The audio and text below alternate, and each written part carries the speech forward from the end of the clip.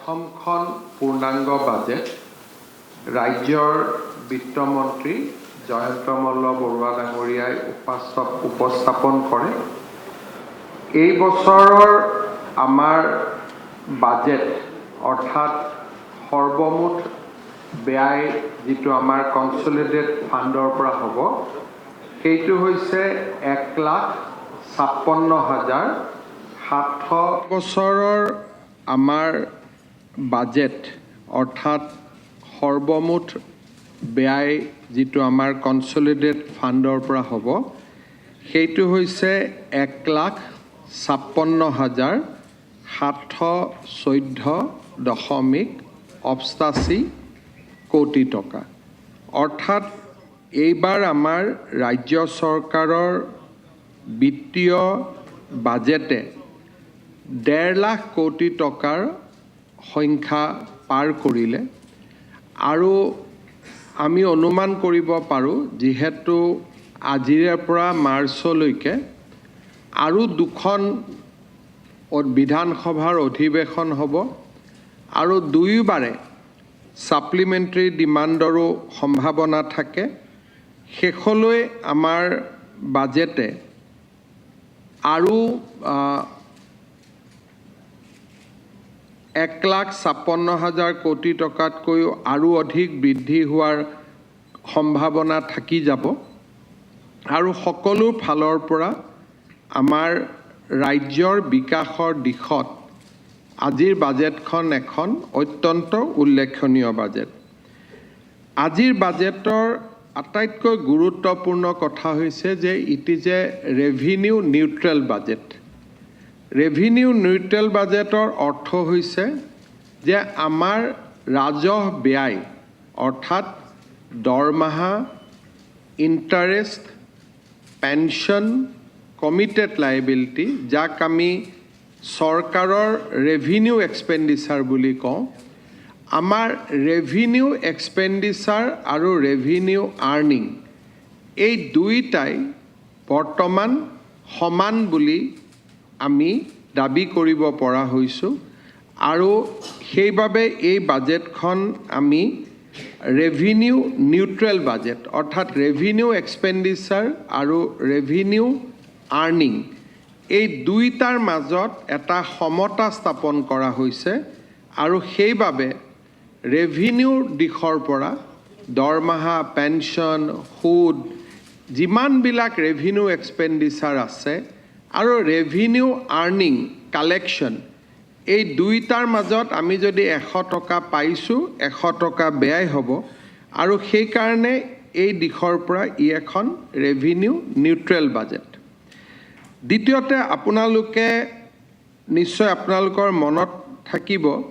যে 2015-16 চনত মূলধনী ব্যয়, মই ৰাজহ ব্যয়ৰ কথা ক'লোঁ, আমাৰ ৰাজ্যত মূলধনী ব্যয় আছিলে 2,951 কোটি টকা। অৰ্থাৎ দলং, ব্ৰিজ,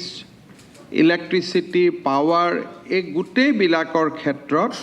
আমাৰ কেপিটেল এক্সপেণ্ডিচাৰ আছিলে 2,951 crore। এইবাৰ আমাৰ বাজেটত ইয়াক আমি প্ৰায় 29,000 কোটি টকা 29,000 crore আমাৰ দেখুওৱা হৈছে। অৰ্থাৎ আমাৰ ৰেভিনিউ এক্সপেণ্ডিচাৰ আৰু কেপিটেল এক্সপেণ্ডিচাৰ দুইটা সমান গতিত বাঢ়ি আমাৰ এই বাজেটখনক এটা সন্তুলিত ৰূপ দিয়া হৈছে। কেপিটেল এক্সপেণ্ডিচাৰ বাঢ়িছে,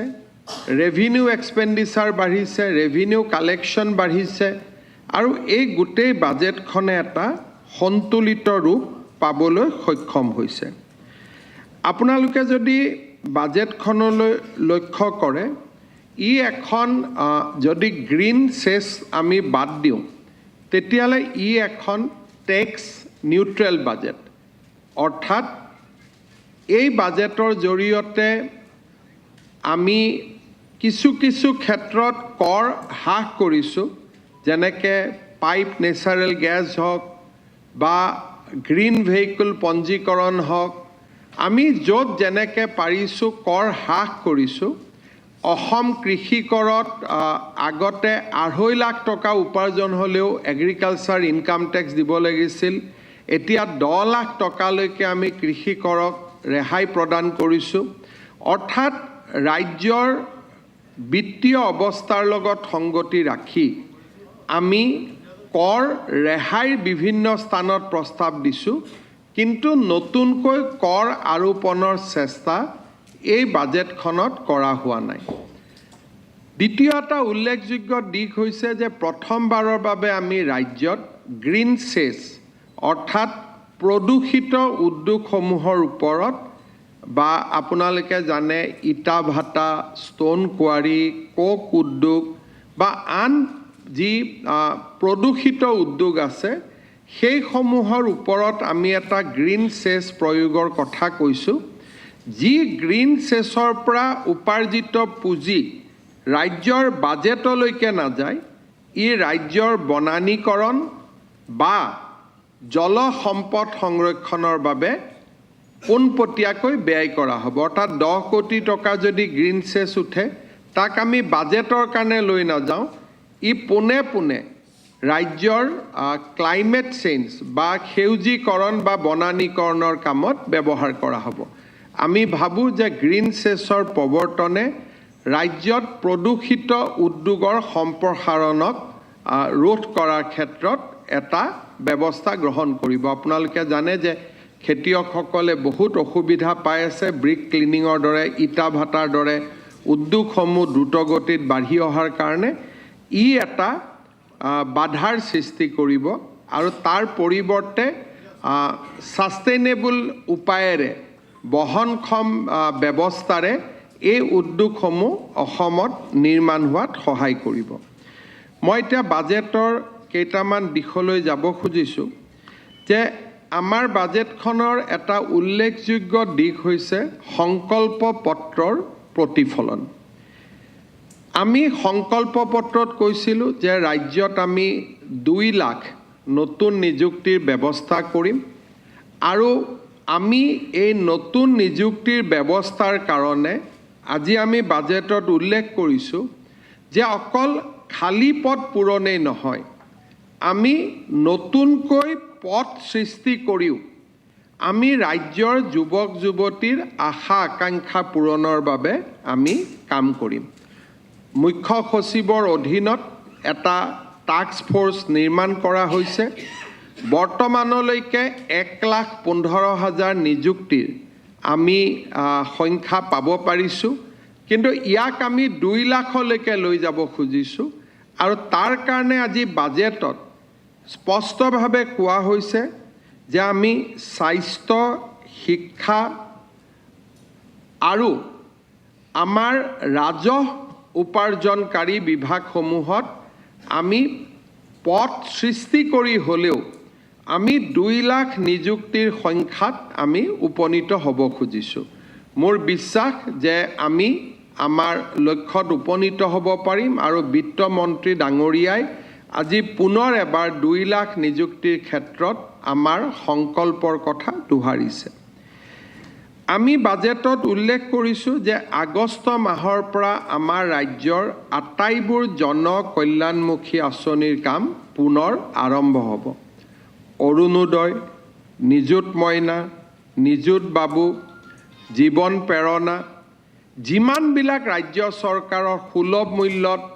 চাউল, চেনি, দালিৰ যোগান, যিমানবিলাক আমাৰ আঁচনি আছিল, পূৰ্ণাংগ বাজেট দাখিল নকৰাৰ কাৰণে এই আঁচনিবোৰ যোৱা এমাহ বা 2 মাহত ৰূপায়ণ হোৱা নাছিল। আগষ্ট মাহৰ পৰা এই সকলো আঁচনি ৰূপায়ণৰ আমি আমাৰ প্ৰতিশ্ৰুতি দোহাৰিছোঁ। আপোনালোকে জানি নিশ্চিতভাৱে সুখী হ'ব যে প্ৰথমবাৰৰ বাবে আমাৰ চৰকাৰে আমাৰ জনমুখী আঁচনিবিলাকত আমি কিমান টকা ব্যয় কৰোঁ। আমাৰ বহুতবিলাক আঁচনি আছে, যেনেকৈ দুগ্ধ উৎপাদনকাৰীসকলক আমি প্ৰতি লিটাৰত 5 টকা সাহায্য দিওঁ, অৰুণোদয় দিওঁ, নিযুত বাবু, নিযুত মইনা, জীৱন প্ৰেৰণা, আমাৰ চাহ বাগিচাৰ মাতৃসকললৈকে তেওঁলোকক প্ৰসূতিকালীন সময়ত আমি দিয়া সহায় সুবিধা এই আটাইবোৰ ধৰিলে আমাৰ এই বছৰ আমি জনকল্যাণমূলক আঁচনিত 6,000 কোটি টকা আমি ব্যয় কৰিম। এই সংখ্যাটো অসমৰ দৰে এখন ৰাজ্যৰ কাৰণে যথেষ্ট ডাঙৰ সংখ্যা। 6,000 crores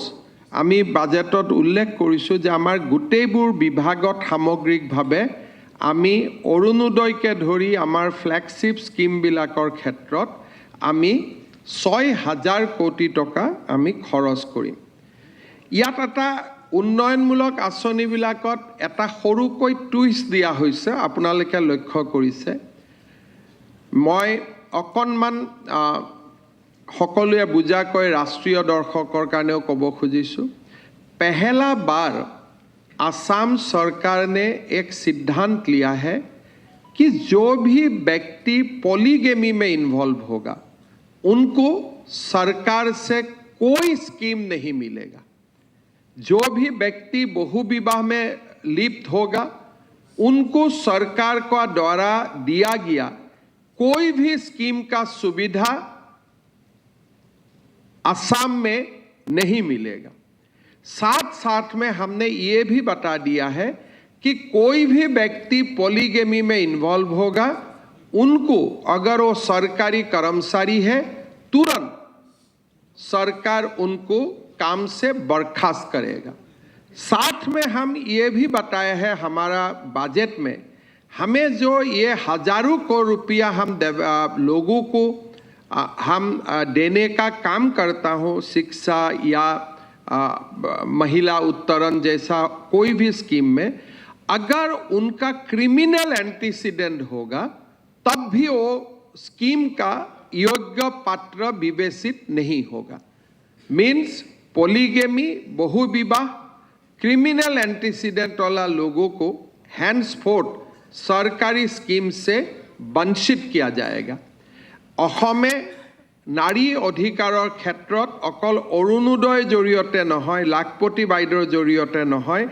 আজি আমি আৰু এটা ঐতিহাসিক সিদ্ধান্ত লৈছোঁ যে বহু বিবাহত জড়িত কোনো ব্যক্তিয়ে কোনো ধৰণৰ চৰকাৰী আঁচনি নাপাব। সি প্ৰধানমন্ত্ৰীৰ আৱাসে হওক, বিনামূলীয়া চাউলে হওক বা সি অৰুণোদয়ৰ দৰে আঁচনিসমূহে হওক। চ' total outgo for the welfare schemes will be 6,000 crores.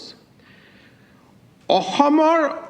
যাতায়াতৰ ক্ষেত্ৰত এই বাজেটখনে অত্যন্ত গুৰুত্ব দিছে আৰু যাতায়াত বুলি কওঁতে আমি অকল পথ বুজোৱা নাই, পথ, ৰেল আৰু Airways, highways, railways, Airways. Asom Mala 4 1, 2, 3 পিছত 10,000 কোটি টকা খৰচেৰে আমি অসমমালা 4 প্ৰস্তাৱ দিছোঁ। 800 কিলোমিটাৰ যিটো আপোনালোকে অসমমালাৰ ৰাস্তা দেখিছে, প্ৰায় 9 মিটাৰ বহলৰ আমি ৰাস্তা বনাওঁ। আমি 800 কিলোমিটাৰ নতুন ৰাস্তা নিৰ্মাণৰ প্ৰস্তাৱ দিছোঁ। ভাৰত চৰকাৰৰ বিবেচিত হৈ থকা কেইবাটাও আঁচনিৰ কথা আমি উল্লেখ কৰিছোঁ। বাইহাটা চাৰিআলিৰ পৰা মিছন চাৰিআলি, তেজপুৰ, গুৱাহাটী এয়াৰপৰ্টৰ পৰা জালুকবাৰীলৈকে এলিভেটেড কৰিডৰ, নগাঁও, মৰিগাঁও আৰু দৰঙৰ মাজত ব্ৰহ্মপুত্ৰৰ ওপৰত এখন দলং। এই গোটেই আঁচনিবিলাক ৰাজ্য চৰকাৰৰ অংশীদাৰিত্বৰে, অৰ্থাৎ ভূমি অধিগ্ৰহণ, ৰয়েলটি, GST, এই গোটেইবিলাকৰ ক্ষেত্ৰত আমি ভাৰত চৰকাৰৰ সৈতে ডাবল ইঞ্জিন চৰকাৰৰ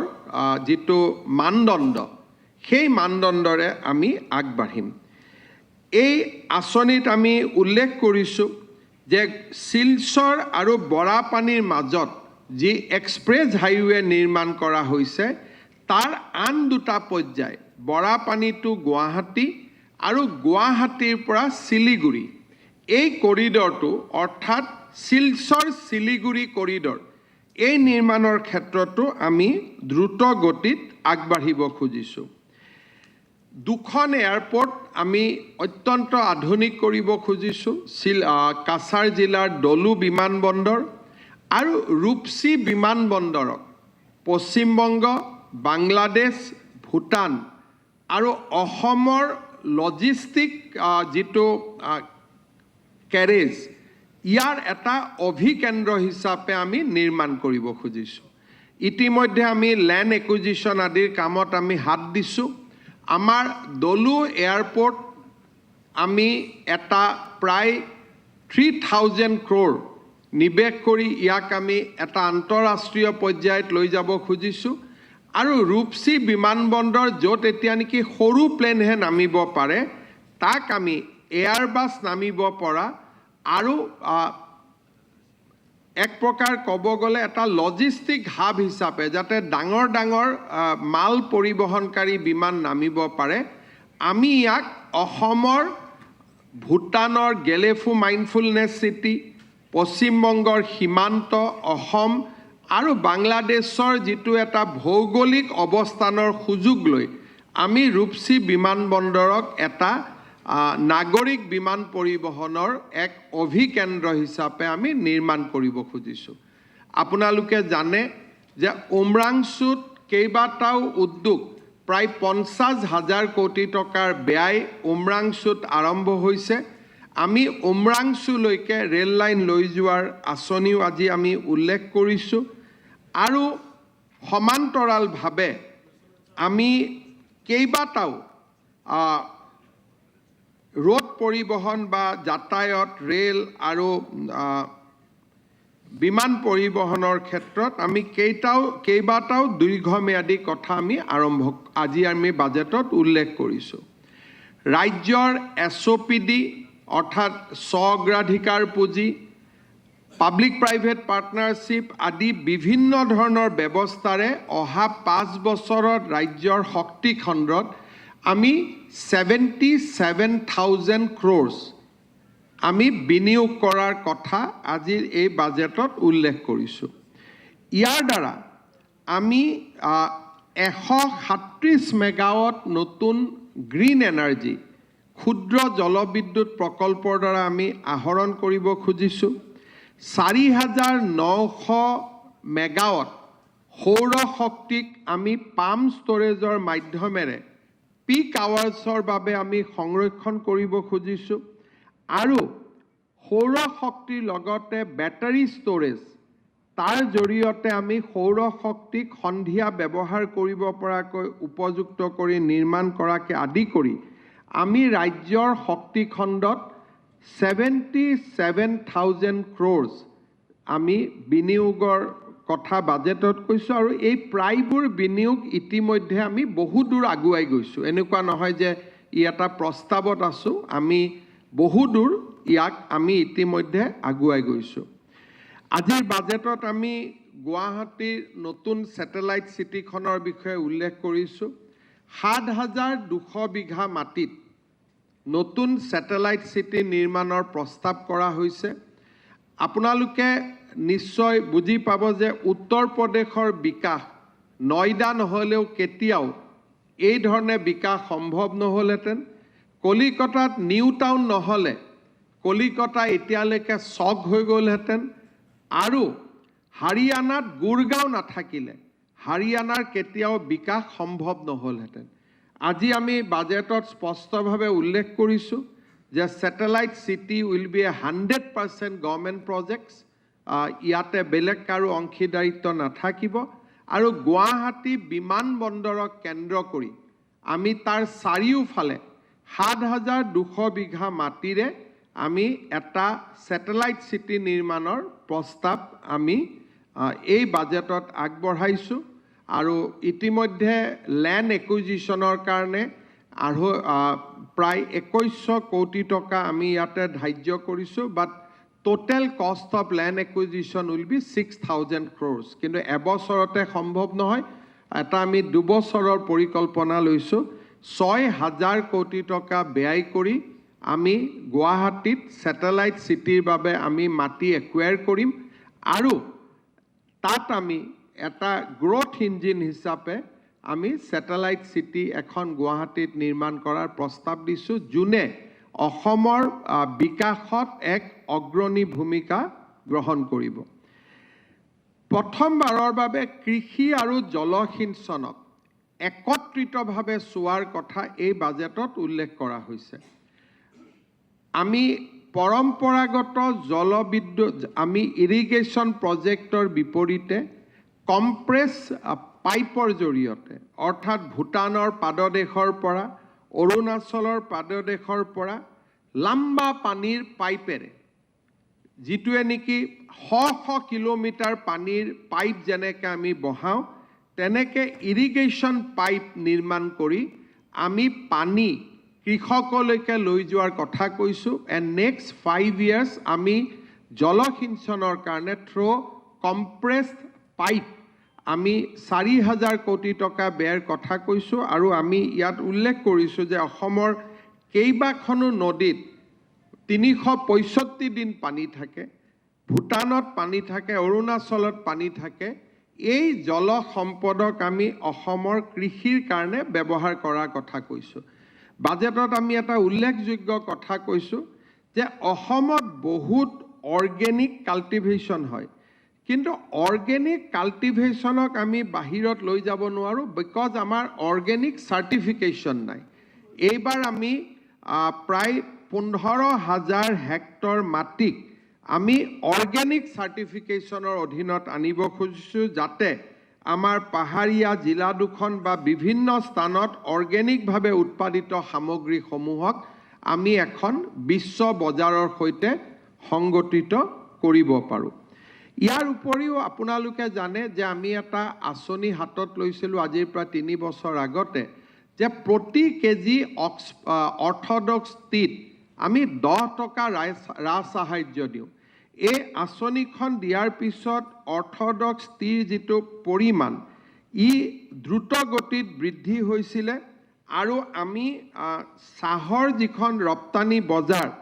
তাক আমি ৰিক্লেইম কৰিবলৈ সক্ষম হৈছিলোঁ। আৰু আমি দেখা পাইছিলোঁ যে 3 বছৰৰ ভিতৰত অৰ্থডক্স টিৰ যিটো গ্ৰোথ উই ৰেজিষ্টাৰ্ড 80% গ্ৰোথ, যিটো নিম্নগামী হৈ গৈছিল, বজাৰ আমি হেৰুৱাই পেলাইছিলোঁ, তাক আমি ৰিক্লেইম কৰিবলৈ সক্ষম হৈছিলোঁ। এইবাৰ আমি পাৰ কেজিত 10 টকাৰ পৰিৱৰ্তে 15 টকা পাৰ কেজি আমি ৰাজ সাহায্য দিবলৈ সিদ্ধান্ত লৈছোঁ, যাতে অৰ্থডক্স টিৰ ক্ষেত্ৰত অসমে বিশ্ব বজাৰখন দখল কৰিব পাৰে। সৰুকৈ আমি জাপানত মাট্চা টি ৰপ্তানিৰো সৰু এটা প্ৰয়োগ আমি আৰম্ভ কৰিছিলোঁ। মাট্চা টিৰ প্ৰতি কেজিৰ বাবেও আমি 15 টকা আমি ৰাজ সাহায্য ঘোষণা কৰিছোঁ। উৎপন্ন হয় 5 বছৰত 10,000 ডক্টৰ উৎপাদন। এই বৃহৎ যিটো ফ'ৰ্চ চৰকাৰ বা নাৰ্ছিং হোমত চাকৰি দি এই ডক্টৰসকলক আপুনি কেতিয়াও সংস্থাপন দিব নোৱাৰে, কাৰণ বছৰত যদি 2,000 ডক্টৰ উৎপন্ন হয় 5 বছৰত 10,000 ডক্টৰ উৎপাদন হ'ব। তেওঁলোকৰ কাৰণে ইমান নাৰ্ছিং হোমো নাই, ইমান গভৰ্ণমেণ্ট হস্পিটালো নাই। সেইকাৰণে এইবাৰ আমি ৰাজ্যৰ স্বাস্থ্য কেন্দ্ৰক এটা নতুন গতি প্ৰদান কৰি আমি বাজেটত ঘোষণা কৰিছোঁ যে আমি প্ৰতিটো সাব চেণ্টাৰত এজনকৈ ডক্টৰ দিম। সাব চেণ্টাৰত ANM নাৰ্ছ থাকে, কিন্তু আমি সংকল্প লৈছোঁ যে ANM নাৰ্ছ নহয়, এইবাৰ স্বাস্থ্য খণ্ডত আমি 21জনকৈ সাব চেণ্টাৰত ডক্টৰ দিয়াৰ বাবে আমি ব্যৱস্থা কৰিম।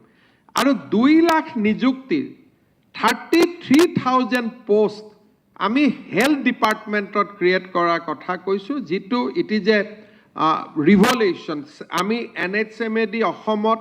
স্বাস্থ্য কেন্দ্ৰৰ প্ৰথম বিপ্লৱৰ সূচনা কৰিছিলোঁ,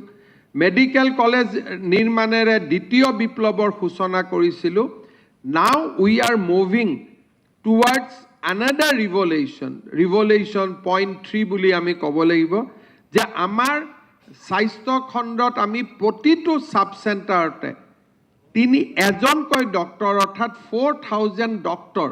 আৰু তেওঁলোকক সহায় কৰাৰ কাৰণে নাৰ্ছ, লেবৰেটৰী টেকনিচিয়ান, ফাৰ্মাচিষ্ট অৰ্থাৎ 33,000 নিযুক্তিৰ প্ৰস্তাৱ এই বাজেটত ৰাখিছে over A period of 5 years আমি লাহে কৰি যাম যাতে এটা নিৰ্দিষ্ট সময়ত অসম বৰ্তমান আমি বহুতখিনি ৰিচাৰ্চ কৰিছোঁ ভাৰতবৰ্ষৰ কোনো ৰাজ্যতে সাব চেণ্টাৰ পৰ্যায়ত ডক্টৰ নাই Assam will be the first state য'ত নেকি আমি সাব চেণ্টাৰ পৰ্যায়লৈকে আমি ডক্টৰ লৈ যাব পাৰিম শিক্ষাৰ বিকাশৰ ক্ষেত্ৰত আমি সংকল্প পত্ৰৰ প্ৰস্তাৱ আকৌ দোহাৰিছোঁ যে প্ৰতিখন জিলাতে এখন মেডিকেল কলেজ এখন ইঞ্জিনিয়াৰিং কলেজ এখন বিশ্ববিদ্যালয় দুটা আমি আপোনালোকে উৰিষ্যাত যদি কেতিয়াবা যায় তাত আপোনালোকে দেখিব তাত একোটা কেম্পাছ হৈছে য'ত মেডিকেল ইঞ্জিনিয়াৰিং ইউনিভাৰ্চিটি সকলো একেলগে থাকে 20-25 হাজাৰ ল'ৰা ছোৱালী একেলগে পঢ়ে আমি অসমত তেনেকুৱা দুটা একাডেমিক গ্ৰোথ চেণ্টাৰ বনাব খুজিছোঁ য'ত ইউনিভাৰ্চিটি থাকিব ইঞ্জিনিয়াৰিং কলেজ থাকিব মেডিকেল কলেজ থাকিব ITI থাকিব গোটেইবিলাক একেলগে থাকে আৰু ই এটা গ্ৰোথ চেণ্টাৰত ৰূপান্তৰ হয় আৰু আমাৰ প্ৰতিখন নতুন বিশ্ববিদ্যালয়ত 100 কোটি টকা পুৰণা বিশ্ববিদ্যালয়ত 50 কোটি টকা অট'নমাছ কলেজলৈকে 2 কোটিকৈ আমি এটা এডুকেশ্যন ইনফ্ৰা নিৰ্মাণৰ ওপৰত এই বাজেটখনে গুৰুত্ব দিছে প্ৰাদেশিকৰণৰ বিষয়টোক আমাৰ শিক্ষকসকলৰ ডেট অফ এপইণ্টমেণ্ট লৈ এটা কনফিউজন আছিলে তাকো দূৰীকৰণৰ আমি আশ্বাস দিছোঁ যাতে প্ৰভিন্সিয়েলাইজেশ্যন হ'ব পাৰে আৰু গুৰু দক্ষিণাৰ দৰে মানৱীয় আঁচনিকো আমি আগুৱাই লৈ যোৱাৰ কথা এই বাজেটত উল্লেখ কৰিছোঁ আমি কি ধৰণে এডভান্টেজ আসাম 0.2ৰ জৰিয়তে ৰাজ্যত 1 লাখ নিবনুৱা যুৱক যুৱতীৰ কৰ্মসংস্থাপনৰ বাট মুকলি কৰিবলৈ সক্ষম হৈছোঁ তাৰ বিষয়েও আমাৰ বাজেটত উল্লেখ আছে মিছন বসুন্ধৰা 4 আমি 25 জানুৱাৰীৰ পৰা আৰম্ভ কৰিম 25 ডিচেম্বৰৰ পৰা যি আমি সুশাসন দিৱস হিচাপে পালন কৰোঁ আৰু বিভিন্ন সময়ত ৰাজ্যৰ ব্যক্তিসকলৰ মিছন বসুন্ধৰাৰ ওপৰত দিয়া পৰামৰ্শ 2 মাহ আমি ষ্টেক হোল্ডাৰ কনচালটেশ্যন কৰিম কৃষক গাঁৱৰ লোক সকলোৰে লগত কথা পাতি যে মিছন বসুন্ধৰাক আৰু কেনেকৈ ইম্প্ৰুভ কৰিব পাৰি আমি through stakeholder consultation mission বসুন্ধৰাখনক আমি আৰু অধিক জনমুখী কৰাৰ প্ৰস্তাৱ কৰিম CM AAA জৰিয়তে আৰু 50,000 যুৱকক 2 লাখকৈ আৰ্থিক সাহায্য আৰু ইতিমধ্যে সাহায্য পাই থকা যুৱকসকলক ক্ৰমাগতভাৱে আঁচনিখনৰ বাজলৈ লৈ যোৱাৰ কথা আমি এনাউন্স কৰিছোঁ লাখপতি বাইদেউৰ ক্ষেত্ৰত আগতে গ্ৰুপে লোন পালে তাৰ ৰেজিষ্ট্ৰেশ্যন আদি চৰকাৰে ৰেহাই দিছিল এইবাৰ আমি উল্লেখ কৰিছোঁ গ্ৰুপ নহয় ইণ্ডিভিজুৱেল বাবেও যদি কোনোবা আই মাতৃয়ে লাখপতি বাইদেৱে বেংকৰ পৰা লোন পায় আমি ষ্টাম্প ডিউটি আদি সম্পূৰ্ণ ৰেহাই দিম আৰু 9 লাখ লাখপতি বাইদেৱে লোন পাব যাতে পাৰে তাৰ কাৰণে আমি ক্ৰেডিট গ্যাৰেণ্টি ফাণ্ডৰ আমি নিৰ্মাণ কৰিম আমাৰ ৰাজ্যৰ দুটা আমি ডাঙৰ আঁচনি হাতত লৈছোঁ যে লাচিত বৰফুকনৰ ওপৰত এখন কমাৰ্চিয়েল ফিল্ম যেনেকৈ শিৱাজীৰ ওপৰত কমাৰ্চিয়েল ফিল্ম নিৰ্মাণ হৈছে তাৰ তেনেকুৱা কমাৰ্চিয়েল ফিল্ম কৰিবৰ কাৰণে বাজেট 200-300 কোটি টকাৰ প্ৰয়োজন আমি থ্ৰু এ ট্ৰান্সপাৰেণ্ট সিলেকশ্যন প্ৰচেছ লাচিত বৰফুকনৰ ওপৰত আৰু কুশল কোঁৱৰৰ ওপৰত দুইটা লাচিত বৰফুকন আমাৰ ইতিহাস কুশল কোঁৱৰ স্বাধীনতা আন্দোলনৰ শ্বহীদ যোনে হাঁহি মুখে ফাঁচী কাঠত ওলমিছিলে আমাৰ ভাৰতত হাঁহি মুখে ফাঁচী কাঠত ওলমা বহুত ব্যক্তিৰ কথা প্ৰচাৰ হয় কিন্তু কুশল কোঁৱৰ সেই তালিকাত সাধাৰণতে ভাৰতীয় প্ৰেক্ষাপটত কম মানুহে নাম উল্লেখ কৰে এই দুইজন বীৰ এজন ঐতিহাসিক বীৰ এজন সমসাময়িক বীৰ এই দুইজন ব্যক্তিৰ ওপৰত আমি দুখন কমাৰ্চিয়েল ফিল্ম আৰু ভাল যেনেকুৱা ধুৰন্ধৰ লেভেলৰ ফিল্ম আমি দুখন আমি নিৰ্মাণ কৰাৰ প্ৰস্তাৱ কৰিছোঁ তাৰ কাৰণে ৰাজ্য চৰকাৰে 100 কোটি 150 কোটি যেনেকৈ বিনিয়োগ কৰিব লাগে আমি তেনেকৈ বিনিয়োগ কৰিম যাতে ছত্ৰপতি শিৱাজীৰ পৰ্যায়লৈকে ভাৰতীয় প্ৰেক্ষাপটত বিশ্ব প্ৰেক্ষাপটত আমি লাচিত বৰফুকনক আমি লৈ যাব পাৰোঁ ইয়াৰ লগতে ৰংঘৰৰ পিছত আমি কাৰেংঘৰ প্ৰজেক্ট আমি হাতত লোৱাৰ কথা কৈছোঁ মধুপুৰ সত্ৰৰ বাবে ৩৫ কোটি টকা আমি প্ৰকল্পৰ কথা ইয়াত কৈছোঁ আৰু ইউনেস্কো হেৰিটেজত ডিমা হাছাওৰ যি আমাৰ শিলাস্তম্ভ আছে যিটো প্ৰাগ ঐতিহাসিক কালৰ শিৱসাগৰ মাজুলীৰ বৈষ্ণৱ পৰম্পৰা আৰু পশ্চিমবংগই যেনেকৈ দুৰ্গা পূজাক ইউনেস্কো হেৰিটেজ কৰিব পাৰিছে অসমৰ বিহুক ইউনেস্কো হেৰিটেজ কৰাৰ বাবে আমি নিশ্চিতভাৱে কামত হাতত ল'ম আৰু এই আমি সংস্কৃতিৰ ক্ষেত্ৰতো আমি এই ধৰণে আগুৱাই যাব খুজিছোঁ ডক্টৰ ভূপেন হাজৰিকাৰ চেণ্টিনাৰীও আমি দিল্লীত আমি পালন কৰিম চাহ শ্ৰমিকৰ মাটি আমি ৩০,০০০ পৰিয়ালক ইতিমধ্যে প্ৰদান কৰিছোঁ এইবাৰ ১,৪৪,০০০ পৰিয়ালে মাটি পাব সৰ্বমুঠ আমাৰ টাৰ্গেট হৈছে ৩.৫ লাখ পৰিয়াল ভাৰত চৰকাৰে প্ৰতিটো পৰিয়ালকে একোটাকৈ যাৰ যাৰ ঘৰ সেই ব্যৱস্থা মতে নাই তেনেকুৱা ব্যক্তিক আমাৰ PMY আঁচনিত আনিবৰ বাবে সিদ্ধান্ত লৈছে অৰ্থাৎ প্ৰতিটো পৰিয়ালে ১,৬০,০০০ টকা কৰি ভাৰত চৰকাৰৰ পৰাও লাভ কৰিব এবাৰ লেণ্ড এলটমেণ্টৰ পিছত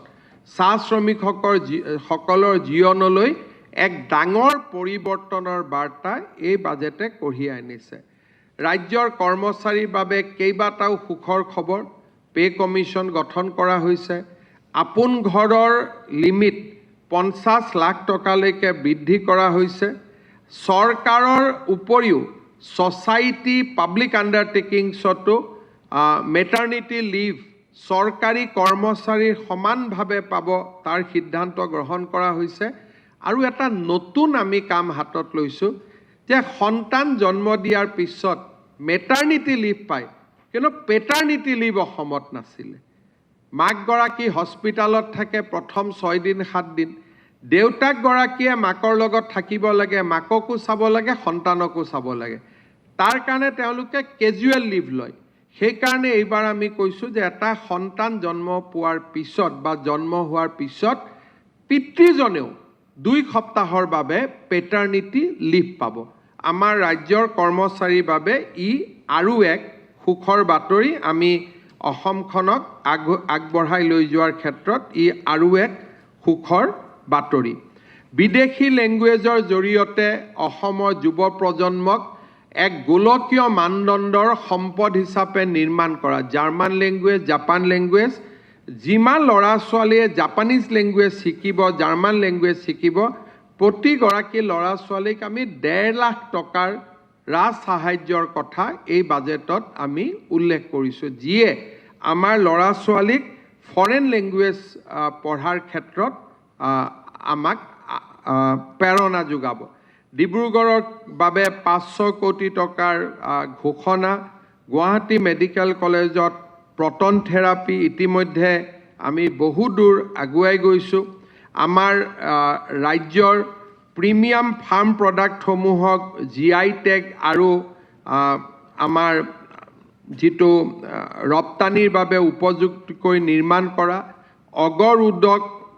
বন বিভাগৰ নিয়ন্ত্ৰণৰ পৰা আঁতৰাই লৈ অহাকে ধৰি CBG গেছকে ধৰি আমি কেইবাটাও নতুন কথা বাজেটত উল্লেখ কৰিছোঁ এই বাজেটত এটা নতুন আমি কথা কৈছোঁ জাইকাৰ লগত লগ লাগি আমি এটা সেমি কণ্ডাক্টৰ ইকোসিস্টেম কৰিব খুজিছোঁ এটা আপোনালোকে সুধিব ইকোসিস্টেম মানে কি হ'ব অসমত টাটাৰ ওসাদৰ পিছত সেমি কণ্ডাক্টৰ মিছনটোত আমি আৰু কেইবাটাও প্ৰতিষ্ঠানৰ সৈতে সেমি কণ্ডাক্টৰ প্ৰজেক্ট অসমত আনিবৰ বাবে চেষ্টা কৰিছোঁ কিন্তু তাৰ কাৰণে প্ৰথম আমাক প্ৰয়োজন হ'ব মানৱ সম্পদ নিৰ্মাণ জাইকাৰ লগত আমি এখন কাম আগবঢ়াই লৈ গৈছোঁ যে অসমত সেমি কণ্ডাক্টৰৰ বাবে প্ৰয়োজনীয় এক বিস্তৃত মানৱ সম্পদ নিৰ্মাণ দ্বিতীয়তে হৈছে সেমি কণ্ডাক্টৰ প্ৰকল্পত কিছুমান সৰু সৰু বস্তু লাগে যি নেকি অসমৰ MSME সকলে যাতে নিৰ্মাণ কৰিব পাৰে নহলে বাহিৰৰ পৰা আহিব সেই কাৰণে এই দুটা ক্ষেত্ৰত অসমৰ ক্ষুদ্ৰ আৰু কুটিৰ শিল্পৰ যিসকল উদ্যোগী তেওঁলোকক সেমি কণ্ডাক্টৰৰ বাবে প্ৰয়োজনীয় সামগ্ৰী উৎপাদন সৰু সৰু সামগ্ৰীবোৰ ব্লেড স্ক্ৰু ড্ৰাইভাৰ বিভিন্ন ধৰণৰ সেমি কণ্ডাক্টৰত সামগ্ৰী লাগে ফেক্টৰীত তাক নিৰ্মাণৰ বাবে তেওঁলোকক প্ৰস্তুত কৰি তোলা সিড কেপিটেল দিয়া আৰু সেমি কণ্ডাক্টৰ প্ৰকল্পত পাৱাৰ প্ৰজেক্টত প্ৰয়োজনীয় ট্ৰাক গাড়ী এই গোটেইবিলাক যাতে বাহিৰৰ পৰা নাহে অসমৰ উদ্যোগীসকলে ইয়াত এইবিলাক ল'ব পাৰে চাৰিটাকৈ ডাঙৰ উদ্যোগ নুমলীগড়ত পেট্ৰকেমিকেলছ নামৰূপত ফাৰ্টিলাইজাৰ চাপৰত পাৱাৰ প্ৰজেক্ট সেমি কণ্ডাক্টৰ এই গোটেই প্ৰকল্পবিলাকত ক্ষুদ্ৰ উদ্যোগীসকলক অসমৰ থলুৱা উদ্যোগীসকলক আমি কেনেকৈ জড়িত কৰিব পাৰোঁ হি বাছ বা গাড়ীয়ে হওক সৰু সুৰা যন্ত্ৰপাতিয়ে হওক আৰু ক্ষুদ্ৰ উদ্যোগে হওক যিবিলাক আমি যিটোক আমি কওঁ যে ইক'চিষ্টেমত সেই উদ্যোগবিলাক জড়িত হৈ পৰে যেনেকৈ মাৰুতি যদি ক'ৰবাত আহে তাত চিট বেল্ট বনাব লাগে হৰ্ণ বনাব লাগে ষ্টিয়াৰিং বনাব লাগে যিবিলাক ইণ্ডাষ্ট্ৰীৰ লগত থাকে সেই ইণ্ডাষ্ট্ৰীসমূহ যাতে অসমৰ ক্ষুদ্ৰ উদ্যোগীয়ে নিৰ্মাণ কৰিব পাৰে আৰু IIT গুৱাহাটীৰ পৰা আৰম্ভ কৰি কলেজলৈকে সেমি কণ্ডাক্টৰৰ ক্ষেত্ৰত যাতে আমি এটা মানৱ সম্পদ সৃষ্টি কৰিব পাৰোঁ সেইবাবে জাইকাৰ লগত লগ লাগি আমি 1200 কোটি টকা বিনিয়োগৰ এটা ইক'চিষ্টেম নিৰ্মাণৰ এটা আমি ডাঙৰ আঁচনিও ইয়াত আমি ঘোষণা কৰিছোঁ ইতিমধ্যে এই দিশতো আমি বহু দূৰ আগুৱাই গৈছোঁ চৰকাৰত আমাৰ AI ইন্ট্ৰোডাকশ্যন চৰকাৰৰ গোটেই ব্যৱস্থাত গল্ফ টুৰিজিম খেল মহাৰণ আমাৰ অসমৰ কাৰণে নিজা অতিথি আমি ইতিমধ্যে বহু দূৰ আগুৱাই গৈছোঁ এই গোটেইবিলাক আমি আমাৰ বাজেটত উল্লেখ কৰিছোঁ আৰু ইমান ডাঙৰ ব্যয় অহা 5 বছৰত উইদাউট ইম্পজিং এনি নিউ টেক্স এই গোটেই বাজেটখন দেখিলে আপোনালোকে এই বাজেটখন আমি এই 8 মাহৰ কাৰণে দিয়া নাই চৰকাৰৰ 5 বছৰত অসমক চৰকাৰে কেনেকৈ এটা গ্ৰোথ ইঞ্জিনলৈ ৰূপান্তৰ কৰিব পাৰে স্যাটেলাইট সিটি ডেফিনেটলি এবছৰত নহয় it is a 5 years plan অসমত আজিয়ে বিদ্যুৎ প্ৰকল্প নহয় but almost 80,000 crore over the next 5 years আমাৰ কানেক্টিভিটি এই গোটেইবিলাক আমি কেনেকৈ অহা 5 বছৰত অসমক এখন আত্মনিৰ্ভৰ ৰাজ্যলৈ আৰু দেশৰ বোজা হিচাপে নহয় দেশৰ সম্পদ হিচাপে আমি নিৰ্মাণ কৰিব পাৰোঁ তাৰ এক সুস্পষ্ট পৰিকল্পনা এই বাজেটত আমি উল্লেখ কৰিছোঁ তাৰ উপৰিও দীৰ্ঘম্যাদী আঁচনিবিলাকৰ লগত 6,000 কোটি টকা লোক কল্যাণৰ আঁচনিসমূহৰ বাবে আমি আবলতন কৰি আমাৰ চৰকাৰখন যেন এখন ৰাইজৰ হিয়াৰ আমঠু ৰাইজৰ দুখ বুজা চৰকাৰ তাৰো স্পষ্ট বাৰ্তা এই বাজেটে কঢ়িয়াই আনিছে শিক্ষা স্বাস্থ্য কৃষি জলসিঞ্চন আৰু উদ্যোগৰ ওপৰত আটাইতকৈ বেছি গুৰুত্ব প্ৰদান কৰি এই বাজেটখন এক অনন্য বাজেটলৈ ৰূপান্তৰ হৈছে মই বিত্তমন্ত্ৰী জয়ন্ত মল্ল বৰুৱা ডাঙৰীয়াক অভিনন্দন জনাইছোঁ অসমৰ বিত্ত বিভাগৰ সকলো বিষয়া কৰ্মচাৰীক মই ধন্যবাদ জনাইছোঁ আমাৰ নেক্সট প্ৰচেষ্টা হ'ব যাতে এটা হোল গভৰ্ণমেণ্ট এপ্ৰোচ লৈ এই বাজেটখনক যাতে আমি 100% প্ৰয়োগ বা 100% আমি ইমপ্লিমেণ্টেশ্যনৰ কাৰণে কাম কৰিব পাৰোঁ আপোনালোকে যদি কিবা প্ৰশ্ন কৰিব খোজে কৰিব পাৰে Mr. Chief Minister, congratulations to you and Finance Minister. At a time, please, one Mr. Chief Minister, congratulations to you and Finance Minister Jayanta Malla Barua as well. This is a very futuristic, ambitious budget, and probably for the first time, the state has got a neutral budget, as you have mentioned. Many first-timer has been proposed in this budget, including proton treatment, AI for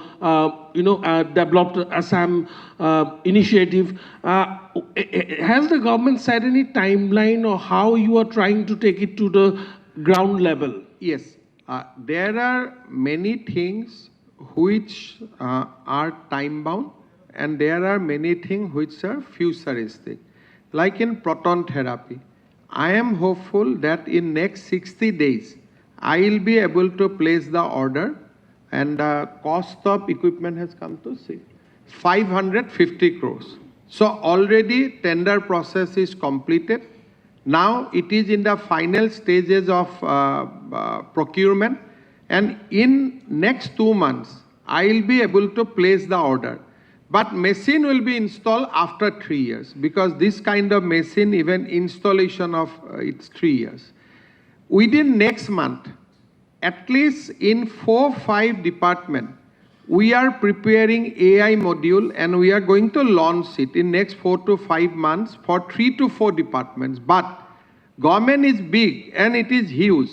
To complete the AI module in every department will take time, but we'll begin now. Like in power sector, I have spoken about 80,000, but investment of 40-50,000 crore will start this year. Like I have said that we are going to construct 800 kilometers of new road. At least 200 kilometers will start this year. So there are phasing. We have mentioned about irrigation. So lot of scheme will be prepared this year. So when next year will come for budget, then we will be able to speak more about the specific scheme. So this budget has short-term, medium-term, and long-term goal. And timeline has been envisaged already within the government. So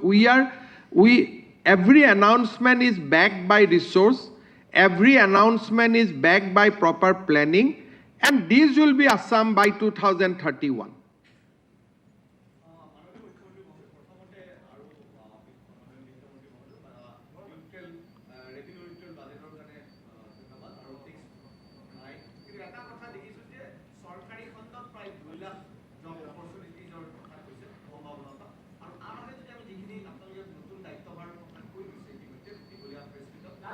আমাৰ দেশ opportunities like Japan Singapore য'ত অসমত investment পাই এখন আপুনি north কোৰিয়াৰ কথা কৈছে তেওঁলোকৰ কাৰণেও তাত কিবা তেনেকৈ স্পেচিফিকেলি প্লেন কৰিছে এনেকুৱা কথা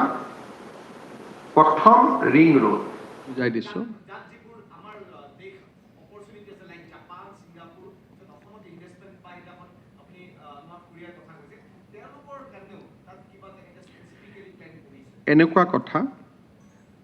প্ৰথম ৰিং ৰোড আমাৰ গুৱাহাটীখন যদি চাই গুৱাহাটীৰ লিংকটো ক'ত আছে শুৱালকুছিৰ লগত গুৱাহাটীৰ লিংকটো আছে ৰঙিয়াৰ লগত গুৱাহাটীৰ লিংকটো আছে জাগিৰোডৰ লগত চানমাৰীৰ পৰা গুৱাহাটী ক্লাবলৈকে আমাক মেট্ৰ' ৰেল নালাগে কাৰণ সেইখিনি খোজকাঢ়ি যোৱাটোৱে হৈছে প্ৰপাৰ হেল্থ এণ্ড ফিটনেছ গণেশগুৰিৰ পৰা উলুবাৰী যাবলৈকে আমাক ৰিং ৰোড নালাগে আমাক মেট্ৰ' ৰেল নালাগে আমাক কি লাগে যাতে এয়াৰপৰ্টৰ পৰা মানুহ এজন জালুকবাৰীলৈকে আহি বা মেট্ৰ' ৰেলখন জালুকবাৰীত হ'ল জালুকবাৰীৰ পৰা এয়াৰপৰ্টলৈকে তাৰ লাইন এটা গ'ল মেট্ৰ' ৰেলখন বাইহাটা চাৰিআলিত মানুহ এজন উঠিব পাৰিলে আৰু মানুহজনে আহি গুৱাহাটীৰ বশিষ্ঠত নামিব পাৰিলে অৰ্থাৎ আমাৰ নেশ্যনেল হাইৱেত নামিব পাৰিলে চিপাঝাৰৰ পৰা মানুহজন কুৰুৱালৈকে আহিলে কুৰুৱাৰ পৰা উঠি খানাপাৰাত 3 মিনিট বা 5 মিনিটত নামিব পাৰে সব প্ৰধানমন্ত্ৰী ডাঙৰীয়াই আমাক পৰামৰ্শ দিছিলে যে ৰিং ৰোডৰ চাৰিওফালে গুৱাহাটীৰ মেট্ৰ' ৰেলৰ প্লেনিং হ'ব লাগে গুৱাহাটীৰ ভিতৰত নহয় কাৰণ গুৱাহাটী যে ভেৰি স্মল চিটি মানুহে যদি কোনোবাই ভাবে মই মালিগাঁৱৰ পৰা ভৰলুমুখলৈকে মেট্ৰ' ৰেলত উঠিম সেইটো কেতিয়াও ফিজিবলো নহয় কিন্তু নলবাৰীৰ মানুহ এজন যদি বাইহাটা চাৰিআলিলৈকে আহি বাইহাটা চাৰিআলিত মেট্ৰ' ৰেলত উঠিব পাৰে তেতিয়াহ'লে গুৱাহাটী উইল বি এক্সপাণ্ডেড তেতিয়া কোনো মানুহে গুৱাহাটীৰ পাহাৰত মাটি দখল কৰাৰ কথা চিন্তা নকৰে কাৰণ আমাৰ চিটি উইল বি এক্সপাণ্ডেড সেইকাৰণে প্ৰধানমন্ত্ৰী ডাঙৰীয়াই আমাক পৰামৰ্শ দিছে যে গুৱাহাটীৰ মেট্ৰ' ৰেলৰ চাৰিওফালে আমি এটা ৰিং ৰোডৰ চাৰিওফালে আমি মেট্ৰ' ৰেলৰ পৰা এটা প্লেনিং কৰিব লাগে আমি বাজেটত উল্লেখ কৰিছোঁ আৰু যিটো নিউ দিল্লীত মেট্ৰ' ৰেল চলায় তেওঁলোকক আমি প্ৰজেক্ট প্ৰিপাৰেশ্যনৰ দায়িত্ব দিয়াৰ বাবে সিদ্ধান্ত লৈছোঁ আৰু যদি এবাৰ প্ৰজেক্ট প্ৰিপেয়াৰ হৈ যায় funding will not be a problem because blessings of prime minister is there second যিখন ছেটেলাইট চিটি হ'ব ইয়াৰ কামটো কি যে চৰকাৰে মাটিখিনি ল'ব চৰকাৰে ট্ৰাংক ইনফ্ৰাষ্ট্ৰাকচাৰ বনাব যে ৰাস্তা পানী ইলেক্ট্ৰিচিটি অলৰেডি আমি চৰকাৰে প্লেন কৰিছোঁ যে গুৱাহাটী মেট্ৰ' ৰেলত আমি কিমান গুৱাহাটী ছেটেলাইট চিটিত আমি কিমান ইনভেষ্ট কৰিব লাগিব তাৰ পিছত তাতে জ'নিং হ'ব central government office state government office medical college stadium আমাৰ কনচাৰ্ট ইকনমিৰ বাবে এৰেনা হস্পিটেল এনেকৈ জ'নিং হ'ব জ'নিং হোৱাৰ পিছত বিভিন্নজনে তাত অংশগ্ৰহণ কৰিব পাৰিব যেনেকৈ আমাৰ কেলকাতাৰ নিউ টাউন বা নয়ডা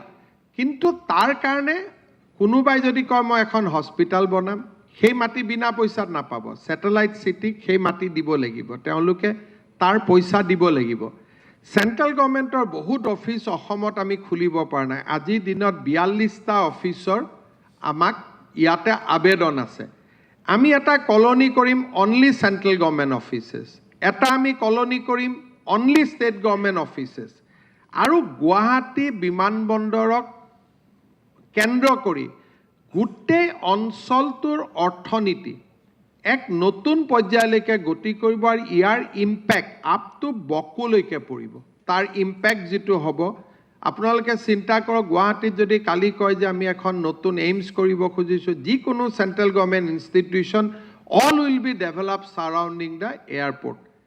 আজি আমাক এটা প্ৰস্তাৱ আছে all India institute of Ayurvedic কৰিব খোজে অসমত তেওঁলোকে কৈছে গুৱাহাটীত মাটি লাগে আমি ক'ত মাটি দিম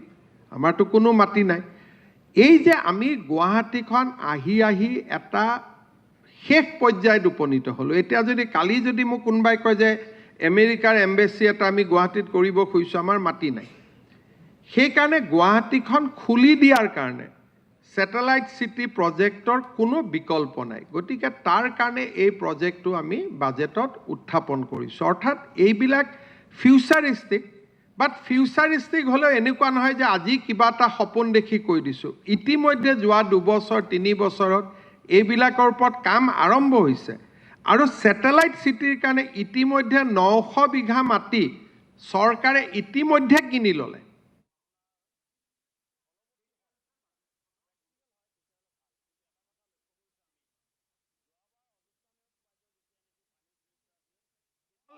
plans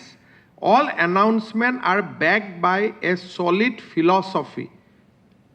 সেইটোৱে হৈছে বাজেটখনৰ মূল উদ্দেশ্য মুখ্যমন্ত্ৰী মহোদয় এটা খুব গুৰুত্বপূৰ্ণ বিষয় আৰু যিটো এইটো আজিলৈকে দেখা নাছিল এবাৰ প্ৰথম আপুনি কৈছে যে এগ্ৰিকালচাৰ আৰু ইৰিগেশ্যন দুইটা একেলগে কৰাৰ যিটো কথা কৈছে আৰু তলত আপুনি কম্প্ৰেছ পাইপ লগাই পানী অনাৰ যিটো কথা কৈছে এইটো নিঃসন্দেহে ৰাজ্যৰ কৃষকৰ বাবে আটাইতকৈ ভাল পদক্ষেপ হ'ব কিন্তু এই গোটেই প্লেনটো যদি অকণমান ইলাবৰেটলি আপুনি কৈ দিয়ে তেতিয়া মানুহে জনাত হৈ যায় চাওক প্ৰথম এইবাৰ মন্ত্ৰীসভা গঠন কৰোঁতে এটা খুব কৌশলগতভাৱে জলসিঞ্চন আৰু কৃষি দুইটা বিভাগ এজন মন্ত্ৰীক দায়িত্ব দিয়া হৈছে যিটো আগতে কেতিয়াও কৰা হোৱা নাছিল এতিয়া আমাৰ নদীবিলাকৰ ওপৰত আমাৰ এটা ছাৰ্ভে হৈছে যে কোনটো নদীত 24 আৱাৰ্ছ 365 ডেজ পানী থাকে অসমৰ সমস্যা হ'ল যে সকলো নদীতে 365 দিন পানী নাথাকে কিন্তু যদি কপিলিত যায় জীয়াভৰলীত যায় কিছুমান নদী আছে য'ত নেকি 365 দিন পানী থাকে তাৰ উপৰিও অৰুণাচল প্ৰদেশ আৰু ভূটানত কেইবাটাও অঞ্চল আছে য'ত নেকি 24 ঘণ্টা পানী থাকে নৰ্মদা ইৰিগেশ্যন প্ৰজেক্ট যদি আপোনালোকে চাই গুজৰাট আৰু মধ্যপ্ৰদেশ চৰকাৰে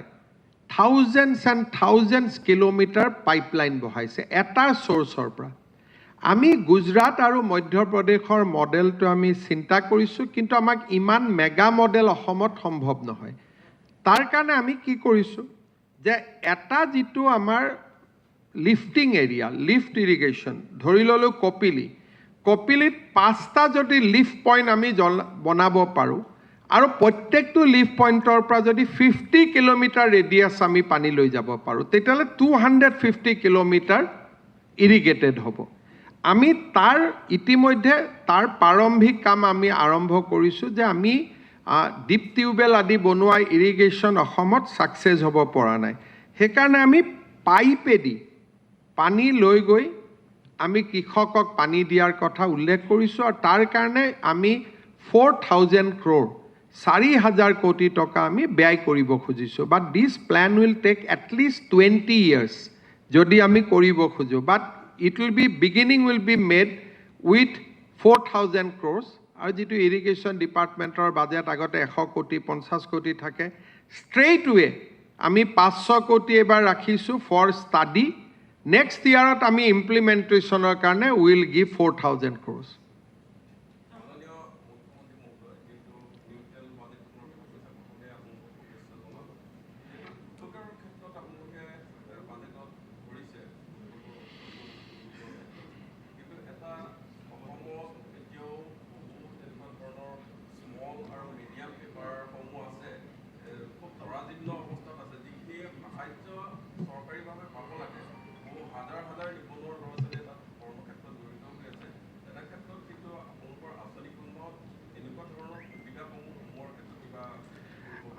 প্ৰথম কথা আপোনালোকে জানি ভাল পাব যে যোৱা 3 বছৰ আগতে আমি সিডবিৰ লগত এটা ক্ৰেডিট গ্যাৰান্টি ফাণ্ড কৰিছিলোঁ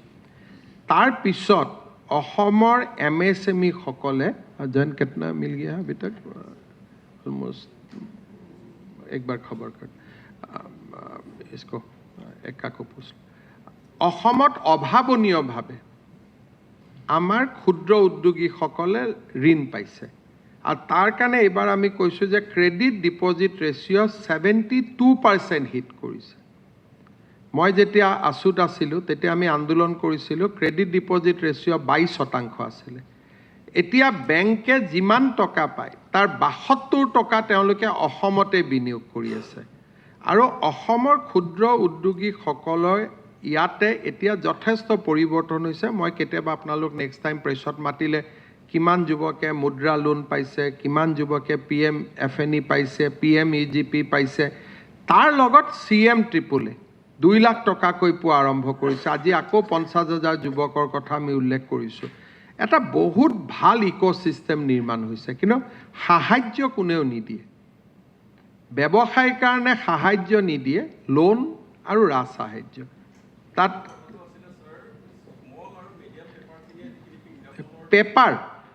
পেপাৰ চলিব লাগিব না পেপাৰটো চলিলেহে চৰকাৰে পইচা দিব পইচা দি চৰকাৰে কিয় পেপাৰ চলাব চৰকাৰেতো পেপাৰবিলাক যে আপোনালোকক চলোৱাটোতো আমাৰ দায়িত্ব নহয় এইটো পাঠকৰ দায়িত্ব কিনিব লাগিব পেপাৰ হেতু এটা বেলেগ কথা আজি আমি আলোচনা নকৰো বাতৰি কাগজ ৰাইজে কিনিলেহে চলিব চৰকাৰে বিজ্ঞাপন দিলে ক'ত চলিব মুখ্যমন্ত্ৰী মহোদয় গুৱাহাটীত ভূগৰ্ভেদি বৈদ্যুতিক কেবলিঙৰ এটা ব্যৱস্থাৰ কথা আপোনালোকে উল্লেখ কৰিছে এইটো কেনেকৈ কৰা হ'ব অকণমান যদি বুজাই দিয়ে আমি বৰ্তমান এই বছৰ RDSS কিমান হ'ব 200 কিমান আছে চাইলক আমি 200 কোটি টকা এইবাৰ আমি ব্যয় কৰিম লাইনবিলাক আমি মাটি তলেদি লৈ যাম এতিয়া আপোনালোকে চাব গুৱাহাটী ধাৰাপুৰৰ পৰা গুৱাহাটী বিমানবন্দৰলৈকে আমি যিটো ৰাস্তা বনাইছো তাৰ ওপৰত কেবল দেখা নাপায় কেবল তলেদি আছে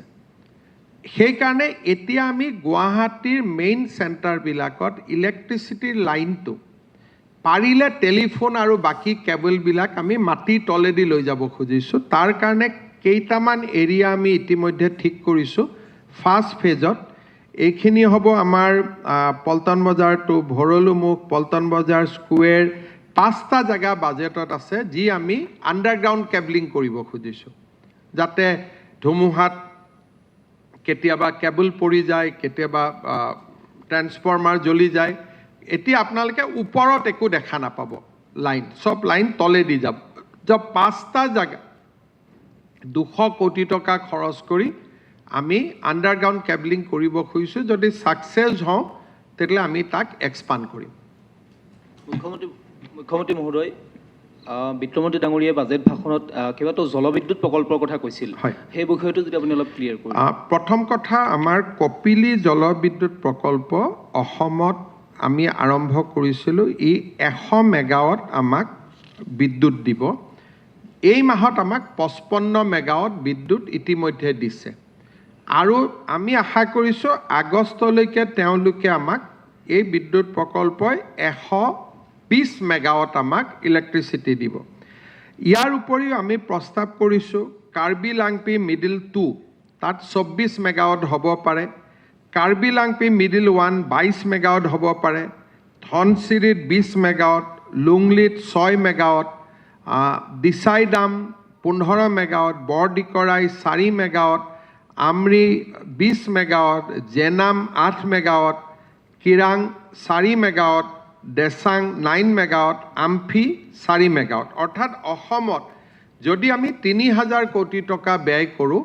আমি 137টা জলবিদ্যুৎ প্ৰকল্প আমি নিৰ্মাণ কৰিব পাৰোঁ। কিন্তু এইবোৰ বৃহৎ জলবিদ্যুৎ প্ৰকল্প নহয়, ক্ষুদ্ৰ ক্ষুদ্ৰ জলবিদ্যুৎ প্ৰকল্প। ইয়াৰ প্ৰাক্কলন প্ৰস্তুত কৰাৰ কাম আমি ইতিমধ্যে হাতত লৈছোঁ। কাৰ্বি লাংপি 1 and 2 আমি এই বছৰতে আৰম্ভ কৰিম। ইয়াৰ প্ৰথম দুটা ঘোষণা।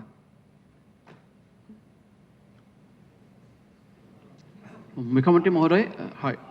দিগজ্যোতি তই এবাৰ সুধি যা। মুখ্যমন্ত্ৰী মহোদয়, 2 লাখ চৰকাৰী চাকৰি দিবলৈ ওলাইছে, এটা ভাল খবৰ। কিন্তু অসমত যাতে যুৱক যুৱতী চাকৰিমুখী নহয়, চৰকাৰী চাকৰিমুখী নহয়, তাৰ কাৰণে কেনেকুৱা ধৰণৰ প্ৰকল্প বা কেনেকুৱা ধৰণৰ আঁচনি লৈছে বা কেনেকুৱা ধৰণৰ কাম কৰিবলৈ আগবাঢ়িছে? মই আপোনাক ধন্যবাদ জনাইছোঁ যে আপোনালোকে সংবাদ মাধ্যমৰ পৰা এতিয়া চাকৰিমুখী নোহোৱাৰ কথাটো কৈছে। এইটো এটা বহুত ভাল কথা আপোনালোকে কৈছে, গতিকে মই এইটো ৱেলকাম কৰিছোঁ। CMAAA বা এডভান্টেজ আছাম .3 বা যিটো আমি ছেমি কণ্ডাক্টৰ ইক'ছিষ্টেম ক'লোঁ, এই গোটেইবিলাক হৈছে চাকৰিমুখী নোহোৱাৰ যিটো প্ৰৱণতা। গতিকে এই বাজেটত যেনেকৈ চৰকাৰী চাকৰিৰ কথা কৈছোঁ, আমি সমান পৰিমাণে চৰকাৰী চাকৰিৰ বাহিৰত চৰকাৰী চাকৰি যাতে সীমাবদ্ধতাৰ প্ৰতি লক্ষ্য ৰাখি বাহিৰতো আমি কৰ্মসংস্থাপনৰ সৃষ্টি কৰিব পাৰোঁ। বাজেটত তাৰ বিষয়ে আমি দীঘলীয়াকৈ কৈছোঁ, আপোনালোকে বিভিন্ন ক্ষেত্ৰত চাব পাৰিব। Mr. Chief Minister. মুখ্যমন্ত্ৰী মহোদয়, ব্যৱসায় বাণিজ্যৰ ক্ষেত্ৰত আমাৰ অসমৰ যুৱক যুৱতীৰ যিটো ইচ্ছাটো কিছু কম, সেই ক্ষেত্ৰত কিবা বিশেষ? মই আপোনালোকক ক'লোৱে নাই, যোৱা বছৰ আমি 1 লাখ ল'ৰা ছোৱালীক 2 লাখকৈ টকা দিছোঁ। এই 5 বছৰত আমাৰ টাৰ্গেট হৈছে 10 লাখ ল'ৰা ছোৱালীক আমি প্ৰস্তুত কৰা, প্ৰপাৰ ট্ৰেইনিং আৰু উইদাউট বেংক 2 লাখ টকাৰ seed money,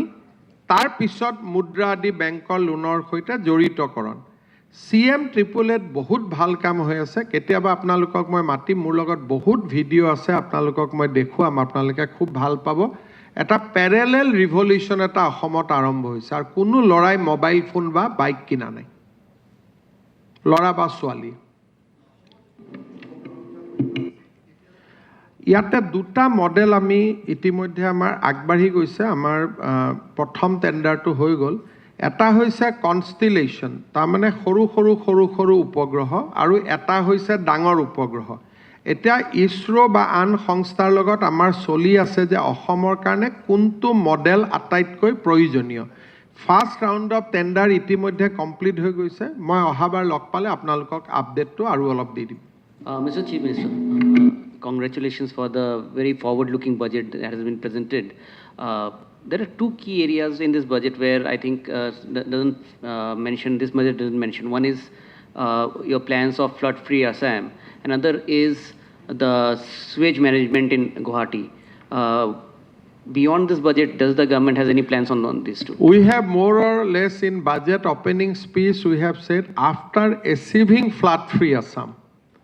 So according to us, now breaching of embankment has become almost nil. এতিয়া বানপানী আমাৰ ক'ত হৈ আছে? বানপানী তাতে হৈ আছে য'ত এম্বেকমেণ্ট নাই বা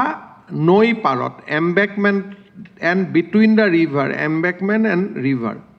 Last year we have not suffered any major setback. This year also we hope that there will be very least breach of embankment. So in this budget, instead of paining our grief, we are shifting people focus towards hope. More you say about flood, people will say, oh, flood to aa jayega, kaise krishi karega? Flood to aa jayega, kaise road banayega? So in this budget, we are not enumerating our pain, our misery. That is why we have mentioned a line that after achieving more or less Ban-Mukt Assam, we are now shifting towards irrigation and agriculture. ক্ষুদ্ৰ উদ্যোগ ক্ষুদ্ৰ ব্যৱসায় বহুত কাম হাতত লোৱা হৈছে। মুখ্যমন্ত্ৰী মহোদয়, মই সুধিব বিচাৰিছোঁ যে ডক্টৰ বাণীকান্ত কাকতি যিটো মেধাৰ ভিত্তিত এটা স্কুটি দিয়াৰ যিটো আছিলে, সেইটো অহা বৰ্ষৰ পৰা আমি কৰিব কিয় খোজা নাই? 80%ত আমি স্কুটি দিওঁ, 79.9ত কিছুমানে নাপায়। চিঠি লিখি থাকে, দুখ কৰি থাকে, 79.8ত নাপায়। 80 পোৱা আৰু 79 পোৱাৰ মাজত একোটো এইটোতো এটা চান্স হয়, কোনোবাই নম্বৰ বেছি দিলে কম দিলে। সেইকাৰণে আমি চিন্তা কৰিছোঁ যে আমি যিখিনি পইচা বাচিব আমি নিযুত মইনা আৰু নিযুত বাবুত দি দিম, যাতে সকলো ল'ৰা ছোৱালীয়ে পাব পাৰে। কিন্তু এই বছৰ যিহেতু পৰীক্ষাৰ আগত আমি ঘোষণা কৰা নাছিলোঁ, সেইকাৰণে এই বছৰ আমি স্কুটি দিম। এই বছৰ কোনো কথা নাই, কাৰণ এই বছৰটো পৰীক্ষাৰ আগত আমি কাকো কোৱা নাই। গতিকে এই বছৰ যদি আমি বন্ধ কৰি দিওঁ, ল'ৰা ছোৱালীখিনিয়ে মনত দুখ পাব। কিন্তু আমি যেতিয়াই মই তৌৰত যাওঁ, মোক আহি কয়, মামা 1 নম্বৰৰ কাৰণে স্কুটিখন নাপালোঁ, 5 নম্বৰৰ কাৰণে স্কুটিখন নাপালোঁ, কোনোবাই কয় যে আধা নম্বৰৰ কাৰণে নাপালোঁ। সেইকাৰণে আমি কৈছোঁ যে নহয়, আমি এনেকুৱা এটা ছিষ্টেম কৰোঁ যাতে প্ৰতিগৰাকী মামাৰ ভাগিনে পায়। সেইকাৰণে এইবাৰ আমি কৰিছোঁ যে আমি ইউনিভাৰ্চেলি নিযুত মইনা আৰু নিযুত বাবু দিব খুজিছোঁ। যি 200 কোটি টকা 100 কোটি টকা বাচিব, আমি নিযুত মইনাটো বঢ়াই দিম বা নিযুত বাবুটো বঢ়াই দিম। সেইটো হৈছে আমাৰ লক্ষ্য। আৰু বহুত একাডেমিচিয়ানেও আমাক পৰামৰ্শ দিছে যে আজিকালি 80% কোনোবা চেণ্টাৰত কোনোবা বহি এজন লিবাৰেল পৰীক্ষাৰ্থীয়ে চালে, তেওঁ 80 দিলে, ক'ৰবাত এজন ষ্ট্ৰিক্ট এক্সামিনাৰে দিলে, তেওঁ 79 দিলে। 1 নম্বৰৰ কাৰণে এজন ছোৱালী বা এগৰাকী ল'ৰাৰ মনটো বেয়া হৈ যায়। কাৰণে চৰকাৰে যি দিয়ে এনেকৈ দিয়ক যাতে প্ৰতিগৰাকী ষ্টুডেণ্টে পায়, 3rd ডিভিজনেও পায়, 1st ডিভিজনেও পায়। সেইকাৰণে আমি কৈছোঁ আমি টকাটো ছেভিংছ নকৰোঁ, আমি টকাটো নিযুত মইনা আৰু নিযুত বাবুত আমি দি দিম। মাননীয় মুখ্যমন্ত্ৰী মহোদয়, আপোনাক অভিনন্দন জনাইছোঁ। ইমান ধুনীয়াকৈ এটা বছৰৰ কাৰণে নহয়, গোটেই 5 বছৰ বা অনাগত ভৱিষ্যতৰ কাৰণে এটা আশাৰ ৰেঙনি আপুনি এই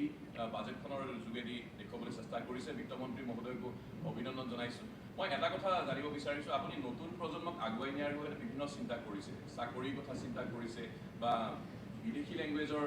প্ৰশিক্ষণ দিয়াৰ কথা চিন্তা কৰিছে। কিন্তু সৰ্বভাৰতীয় পৰ্যায়ত যিসমূহ প্ৰতিযোগিতামূলক পৰীক্ষা, সেই পৰীক্ষাত আমাৰ ল'ৰা ছোৱালী যেতিয়া ভাল কৰিব পাৰে তাৰ কাৰণে নতুন কিবা চিন্তা কৰিছে নেকি? বাজেটত আমি যুৱ আয়োগৰ কথাও উল্লেখ আছে, কিন্তু চবখিনি বাজেটত প্ৰথম পইণ্টখিনিত কোৱা সম্ভৱ নহয়। যুৱ আয়োগে যথেষ্ট সফলতা লাভ কৰিছে মেডিকেল, ইঞ্জিনিয়াৰিং। তেওঁলোকে এইবাৰ IAS IPSতো কাম কৰিব, তাৰ কাৰণে আমাৰ বাজেটো আছে যুৱ আয়োগত, আৰু কেতিয়াবা সেই বিষয়ে আমি ডেফিনেটলি পাতিম। কিন্তু বাজেটত আমি usually we speak about the majority of people, যি এনাউন্সমেণ্টে বহু মানুহক স্পৰ্শ কৰিব পাৰে। হ'ব? মুখ্যমন্ত্ৰী, এটা প্ৰশ্ন সৰুকৈ, তাৰমানে জাগিৰোড পেপাৰ মিলত ছেমি কণ্ডাক্টৰ হ'ল, কাছাৰ পেপাৰ মিলক লৈ তাত বৰাকৰ মানুহখিনিৰ এটা থাকেই যায়, তেওঁলোকৰ কাৰণে কিবা? আমি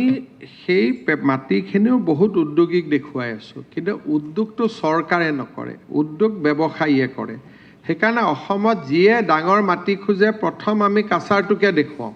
কিন্তু মই ভাবোঁ যে উদ্যোগীকৰণ গুৱাহাটীৰ পৰা আঁতৰি যাবৰ কাৰণে তাত এটা স্পেচিফিক মেটেৰিয়েল থাকিব লাগিব।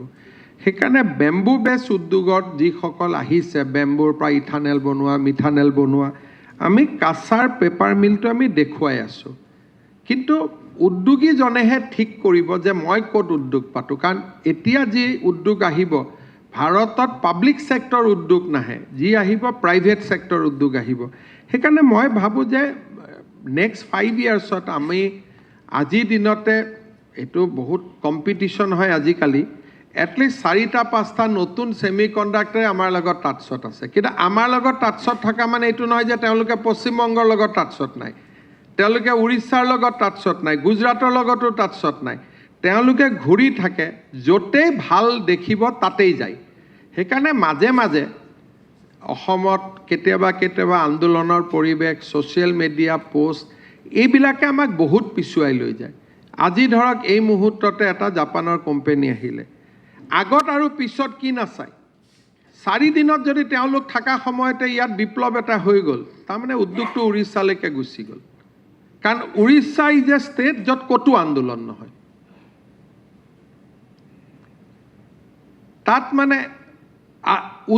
আন্দোলনৰ নামেই নাই কোনোবাই অসমত আহিলে ইয়াত আন্দোলন দেখিলে চিধাই প্লেনৰ টিকট উৰিষ্যালৈকে কাটি দিয়ে গতিকে আমি উদ্যোগীকৰণ ফৰেন ইনভেষ্টমেণ্টৰ ক্ষেত্ৰত আমাৰ যিবিলাক সমস্যা জাপানৰ প্ৰধানমন্ত্ৰীক আমি আনিব নোৱাৰিলোঁ তাৰ পিছতো জাইকা ইক'চিষ্টেম মই যেনে তেনে আমি এম্বেচিক লগ কৰা অমুক লগ কৰা সামহাউ উই আৰ মেইনটেইনিং কিন্তু তেখেত আহিলে আৰু কিমান কাম হ'লহেঁতেন গতিকে কিন্তু আমাৰ দুৰ্ভাগ্য যে এইবিলাক কথা কৈও যিবিলাক মোৰ দৃষ্টিত বহুত প্ৰয়োজনীয় নহয় সেইবিলাকে আমি আলোচনা কৰি থাকোঁ সেইকাৰণে মাইণ্ডছেটটো মুখ্যমন্ত্ৰীৰ বদলিলে নহ'ব ইট হেজ টু গ' ডাউন দ্য লাইন আৰু সকলোৱে তাত সহযোগিতা কৰিব লাগে কাৰণ দিছ ইজ এ কম্পিটিটিভ ৱৰ্ল্ড বহুত মানুহে কৈ থাকে আদানী আম্বানী অসমত কিয় আহিব মইতো বিচাৰোঁ তেওঁলোক আহক কাৰণ এজন আদানী আহিলে এজন আম্বানী আহিলে 1 লাখ কোটি টকা তাৰমানে মিনিমাম 40,000 এমপ্লয়মেণ্ট হলে আপোনালোকে যদি আদানী আম্বানীৰ বিৰুদ্ধে লিখি থাকে তেওঁ কিয় আহিব কিন্তু উৰিষ্যাৰ পেপাৰত কোনেও নিলিখে আপোনালোকে উৰিষ্যাত যাব কোনেও নিলিখে এইকেইদিন পশ্চিমবংগত আদানীয়ে এখন হস্পিটালত ইনভেষ্ট কৰিব খুজিছে তাৰ কাৰণে গোটেই ৰাজ্যখন উৎসাহিত হৈ আছে যে আদানীয়ে 2000 কোটি টকা ইনভেষ্ট কৰিব এখন হস্পিটাল বনাব গোটেই ৰাজ্যখন ছ'চিয়েল মিডিয়া মেলিবই নোৱাৰি ৰাজ্যখন উৎসাহিত হৈ আছে ইয়াতে কেইজনমানৰ লগত যেন আদানী আম্বানীৰ মাটিৰ কাজিয়াহে আছিল আগত তেনেকৈ লিখা আৰম্ভ কৰে ক'ৰ পৰা আহিব সেইকাৰণে this is a competitive world প্ৰতিযোগিতাক আমি নিজে ভাবোঁ যে আমি অসম শ্ৰেষ্ঠ উৰিষ্যাৰ জনে ভাবে আমিও শ্ৰেষ্ঠ মাজৰ মানুহজনে আহি সিদ্ধান্ত লয় যে কোনখন ৰাজ্য শ্ৰেষ্ঠ সেইকাৰণে মই ভাবোঁ যে কণ্ডাক্টিভ এটমছফিয়াৰ আমি যদি ৰাখিব পাৰোঁ উদ্যোগীকৰণৰ প্ৰবাহ এটা আৰম্ভ হৈছে ইয়াক যদি 4-5 ইয়াৰ্ছ ৰাখিব পাৰোঁ অসম চেঞ্জ হৈ যাব আপোনালোকে ধৰক ছেটেলাইট চিটি কোনে বনাব কি কথা কোনেও নাজানে আদানী আম্বানী ক'ৰ পৰা আহিলে আদানী মোক কোনেও নুসুধেও আমাৰ ক'লে যেতিয়া মই সংবাদ মাধ্যমক কাবাক কওঁ তেওঁলোকৰ চেণ্টিমেণ্টত লাগি যায় এনেকৈ ক'লে মুখ্যমন্ত্ৰী বাবা হেডলাইন কৰাৰ আগতে মোক এটা হোৱাটছআপ দি দেচোন যে ছেটেলাইট চিটিখন আদানী আম্বানীয়ে কৰিব নেকি এতিয়া মইতো লগে লগে উত্তৰটো দি দিওঁ মইতো মোবাইলত চবকে উত্তৰ দিওঁ ইমানখিনিও আমি নুসুধোঁ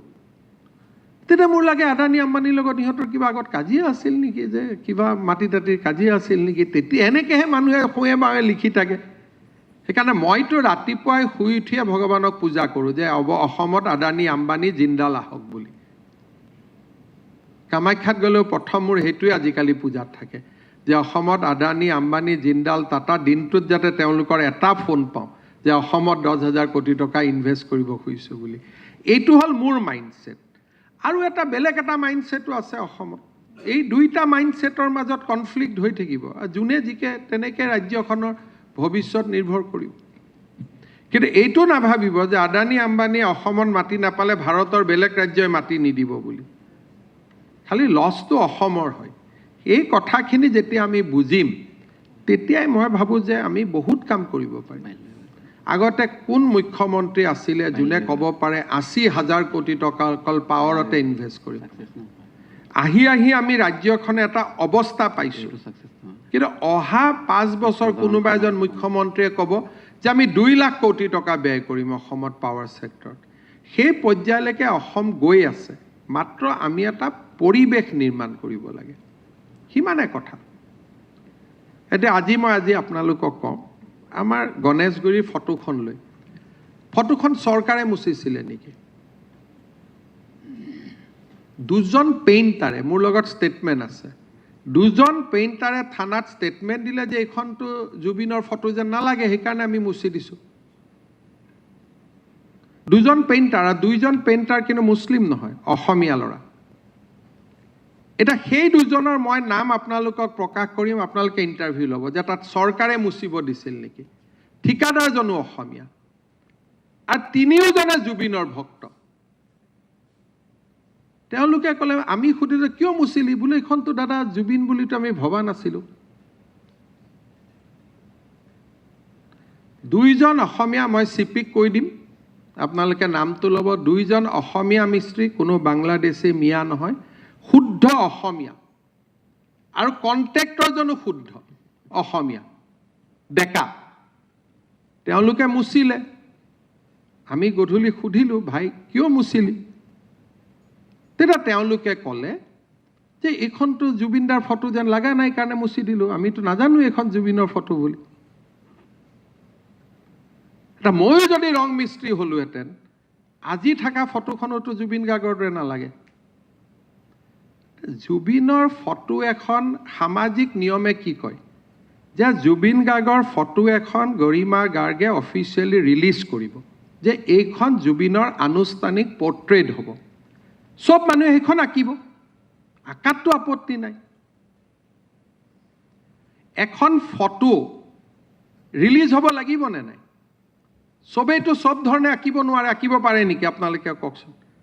ৰাষ্ট্ৰপতিৰ ফটো আমি যিকোনো ফটো লগাব নোৱাৰোঁ এখন পৰিয়ালে ফটো ৰিলিজ কৰি দিয়ে যে এই ফটোখনে প্ৰতিমূৰ্তি বনালেও এখন ফটো এতিয়া কি হৈছে তাকে লৈ তেজপুৰত এখন অদ্ভুত ফটো বনায় বৰপেটাত এখন অদ্ভুত ফটো বনায় তাকে লৈ দুদিন ছ'চিয়েল মিডিয়াত চৰ্চা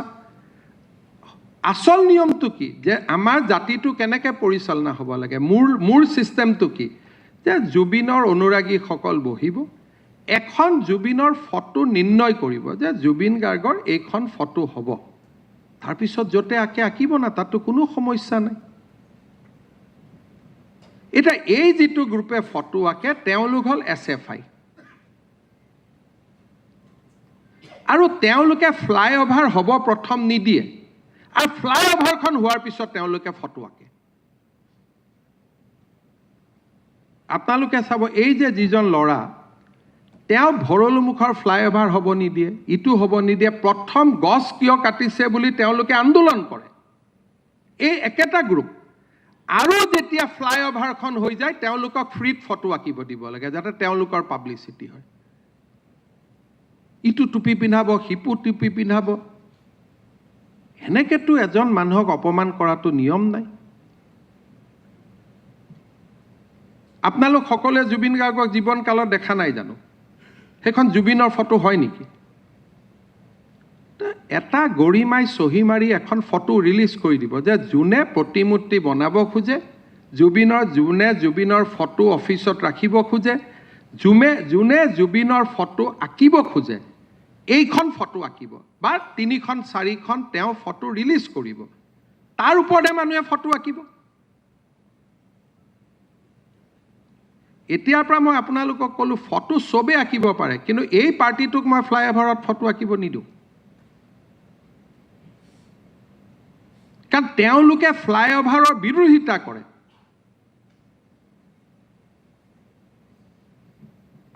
জুবিনৰ ফটো কোনে আঁকিব জুবিনৰ ফাউণ্ডেশ্যন আছে এপ্ৰুভ ল'ব অনুমতি ল'ব এইটো জবৰদস্তি আঁকা নহয় জুবিনৰ ফটো আঁকিব কোনে মানা কৰিব কিন্তু প্ৰক্ৰিয়া এটা থাকিব নে নাই চাব লাগিব নে নাই কোনোবা এইখন জুবিনৰ ফটো হৈছে নে নাই হোৱা তাৰ মানে গোটেই অসমখনক সবেই ভাবে যে ছ'চিয়েল মিডিয়া ইনষ্টাগ্ৰামত হুলস্থুল কৰি দিম আৰু জবৰদস্তি কৰিম এইটোতো নহয় মই মনে মনে সিদিনাখন কিয় আছিলোঁ সিদিনাখনো মই গোটেইখিনিক খেদিলোহেঁতেন মই জাপানৰ প্ৰধানমন্ত্ৰী আহিব বুলিয়ে মনে মনে থাকিলোঁ নহ'লে পিছত মই ভাল এজন আৰ্টিষ্ট নীলপৱন বৰুৱাৰ দৰে কোনোবা এজন আৰ্টিষ্টক মাতি আনি আমি সেইটোৱে প্ৰস্তাৱ দিছিলোঁ যে বাবা তুমি নাআঁকিবা পুলিচে তেওঁক কি কৈছিল ষ্টেটমেণ্ট ল'ব যে তুমি নাআঁকিবা আমি এজন ভাল আৰ্টিষ্টৰ হতুৱাই জুবিনৰ ফটোখন ইয়াত আঁকিম তেওঁ কোন হয় ফটো আঁকিব গতিকে মই সব ডিচিক অৰ্ডাৰ দি দিছোঁ সব এছপিক অৰ্ডাৰ দি দিছোঁ এই পাৰ্টিটোৱে যদি ফ্লাইঅভাৰত ফটো উঠে দে উইল বি এৰেষ্টেড কাৰণ এওঁলোক হ'ল SFI আৰু য'ত ত'ত গৈ পেলাই ফটোৰ ওপৰত চে গুৱেভাৰা বনাই দিয়ে ভাই চে গুৱেভাৰা কোন হয় মইতো কিউবাত গৈছোঁ তাত আটাইতকৈ দেখিছোঁ কিউবাৰ কথা ষ্টাডি কৰিছোঁ আটাইতকৈ ড্ৰাগছৰ ব্যৱসায় তাত হয় আমাৰ লগত চে গুৱেভাৰাৰ অসমৰ মাটি পানী বায়ুৰ লগত কি সম্পৰ্ক আছে? কোন হয়? অসমত যদি বিপ্লৱী বুলি ফটো আঁকে তে পৰেশ বৰুৱাৰ আঁকক। মই চিৰিয়াছলি কৈছোঁ ভাই, সংগ্ৰামটো কৰি আছে আজি 30 বছৰ। ভাল বেয়া বেলেগ কথা, যিটো পৰিয়ালৰ পৰা দূৰত থাকিটো কৰি আছে। যদি আঁকিব লাগে পৰাগ দাসৰ আঁকক। ইয়াত চে গুৱেভাৰাটো ক'ৰ পৰা আহিলে মোক কওকচোন। কোন হয়? মইতো নাজানো। এইটো মই এইখন ফটো দেখাৰ পিছত মই পঢ়িছোঁ। কিউবাত কিবা কৰি আছে, কি কৰিছে, কি কৰা নাই, তাতে এখন ষ্টেট কোনো মানে তাত মানুহ যাব নোৱাৰে। ইণ্ডিয়ান এম্বেচি এটা ছ'লাৰ পাৱাৰ লগাই চলি থাকে, লাইট নাই, ৰাস্তা নাই, পানী নাই। সেইখন ৰাজ্যৰ লগত দেশৰ লগত অসমৰ তুলনা হ'ব নেকি? এই ফটো গাম্ভীৰ্যপূৰ্ণভাৱে যে আজি আমি এইখন ফ্লাইঅভাৰত অমুকৰ ফটো আঁকিম, জিলা আয়ুক্তই অনুমতি দিব। অসম চাৰু কাৰু কলা আমাৰ নিকেতন আছে, সুন্দৰ কৰি তাৰ ষ্টুডেণ্ট যাব, ধুনীয়াকৈ ফটো আঁকিব। কোনখন ফটো আঁকিব গৰিমা আগতে চহী কৰি দিব যে এইখন ফটো জুবিন গাৰ্গৰ ফটো হ'ব। তেনেকৈ এখন শৃংখলিত প্ৰদেশ কেনেকৈ চলে মোক কওকচোন? ডিচিপ্লিন ষ্টেট এখন কেনেকৈ চলে? তেনেকৈতো চলে। ইয়াতে ভৰলুমুখত ফ্লাইঅভাৰখন হ'ব নিদিয়ে, গছ কাটা। দীঘিলী পুখুৰীত ফ্লাইঅভাৰখন হ'ব নিদিয়ে, গছ কাটা। ফ্লাইঅভাৰ হোৱাৰ পিছত এই পাৰ্টিটোৱে গৈ কয় মোক ফটো আঁকা জেগাখন দে। তো কেনেকৈ হ'ব পাৰে ভাই? হয় বিৰোধিতা কৰ, নহ'লে ফটো আঁক। গতিকে মই চব DC আৰু SP কৈ দিছোঁ যে এওঁলোকে যদি জুবিন গাৰ্গৰ ফটো আঁকিব খোজে DC আঁকিব ফটোখন। কিন্তু এই পাৰ্টিটো কি নাম? এই SFI পাৰ্টিটোক আমি ফটো আঁকিব নিদিওঁ। নহ'লে তেওঁলোকে আগত ফ্লাইঅভাৰখনক সমৰ্থন কৰিব লাগিব যে আমি উৰণীয়া সেতু নিৰ্মাণক সমৰ্থন কৰোঁ কাৰণ আমি ফটো আঁকিম। তেতিয়া তেওঁলোকক আমি গেলাৰী স্পেচ এটা দি দিম যে যিমান ফটো আঁক। কিন্তু চে গুৱেভাৰা ষ্টাইলত নহয়। বিষ্ণু ৰাভা জ্যোতিপ্ৰসাদৰ যেনেকৈ ফটো হয়, জুবিন গাৰ্গৰ ফটো তেনেকৈ আঁকক। বিষ্ণু ৰাভা জ্যোতিপ্ৰসাদ ভূপেন হাজৰিকাৰ যেনেকৈ ফটো হয়, ফটোখন তেনেকৈ আঁকক যাতে ব্যক্তিজনে উপযুক্ত সন্মান পায়। দুইটা মিস্ত্ৰী অসমীয়া, দুইটা কণ্ট্ৰেক্টৰ অসমীয়া। আপোনালোকক কালি মই আজিয়ে গৈ আপোনালোকে পাৰ্থ মহন্তৰ পৰা লৈ ল'ব নামকেইটা, আৰু তেওঁলোকক সুধিব কিয় মচিছিলে। কোনেওতো এটাও ইণ্টাৰভিউ নল'লে, এটা টিভিয়েওতো ইণ্টাৰভিউ নল'লে। সেই মানুহ দুজনক থানাতে বহি আছিল যে হিমন্ত বিশ্ব শৰ্মাই মচিব লগাই দিছিলে নেকি আপোনালোকক, কোনোবা ইঞ্জিনিয়াৰ মচিব লগাই দিছিল নেকি। একেবাৰে লিখিয়ে দিলে যে চৰকাৰে মচিব। চৰকাৰৰ জুবিন গাৰ্গৰ লগত কি আছে? চৰকাৰেতো জুবিন গাৰ্গৰ কাৰণে চব কৰি আছে। সমাধি বনোৱাৰ পৰা সিমান 25,000 টকা পৰ্যন্ত মহিলাখিনিক দিয়াৰ পৰা আমিতো চব জুবিনৰ কাৰণে কৰি আছোঁ। কোৰ্টত স্পেচিয়েল হিয়াৰিঙৰ পৰা ভাল ভাল উকিল লগোৱাৰ পৰা আমিয়েতো চব কৰি আছোঁ। আন কোনে কৰি আছে? গতিকে এই কথাটো মই এইটো কণ্টেক্সটত ক'লোঁ যে অসমত এই কণ্ট্ৰাডিকশ্যনবিলাক থাকিব। প্ৰথম ফ্লাইঅভাৰৰ বিৰোধিতা কৰিব, ফ্লাইঅভাৰখন হ'লে ফটো মুচিব। আমি এনেকুৱা বিচাৰোঁ যে ফ্লাইঅভাৰখনৰ বিৰোধিতা নকৰিব, ফ্লাইঅভাৰখনত কওক যে আমি চিত্ৰাংকন কৰিব খোজোঁ, আমাৰ কাৰণে গেলাৰী এটা ডিজাইনত ৰাখিব। আমিতো এটা ধুনীয়াকৈ গেলাৰী এটা ডিজাইনত ৰাখিম। লক্ষ্মীনাথ বেজবৰুৱাৰ ফটো আঁকক, ভূপেন হাজৰিকাৰ ফটো আঁকক। আৰু স্থান আৰু জাগাৰ বহুত মহত্ব আছে। সেই যিটো জাগাত জুবিন গাৰ্গৰ ফটো আঁকা হৈছে তাত আন মানুহৰ তাত স্মৃতি জড়িত হৈ আছে। গণেশগুৰি বোমা বিস্ফোৰণৰ তাত কিহৰ ফটো আঁকিব লাগে? তাত সন্ত্ৰাসৰ বিৰুদ্ধে ফটো আঁকিব লাগে সেই জাগাখিনিত, কাৰণ তাত অসমীয়া মানুহৰ তেজ জড়িত হৈ আছে বোমা বিস্ফোৰণত। আৰু তাৰ পৰা দূৰত আমাৰ চানমাৰী ফ্লাইঅভাৰখনত ধুনীয়াকৈ এটা গেলাৰী লৈ লওক যে আমি ইয়াতে জুবিন গাৰ্গৰ শৈশৱৰ পৰা মৃত্যুলৈকে 12খন ফটো অংকন কৰিম। স্থান কাল পাত্ৰ থাকিবনে নাই? য'ত গণেশগুৰি বোমা বিস্ফোৰণ তাত হৈছিলে নে নাই আপোনালোকে কওক? তাতে কাৰ ফটো আঁকিব লাগিব? তাত ফটো আমি আঁকিব লাগিব সেই 15জন ব্যক্তি য'ত তাত মৃত্যু হৈছে। তাতে কাৰ ফটো আঁকিব লাগিব? সন্ত্ৰাসৰ বিৰুদ্ধে যে অসমে কেতিয়াও সন্ত্ৰাস নামানে সেই জেগা হ'ল গণেশগুৰিত তাৰপিছত চানমাৰী ফ্লাইঅভাৰলৈকে যাওক সুন্দৰ জেগা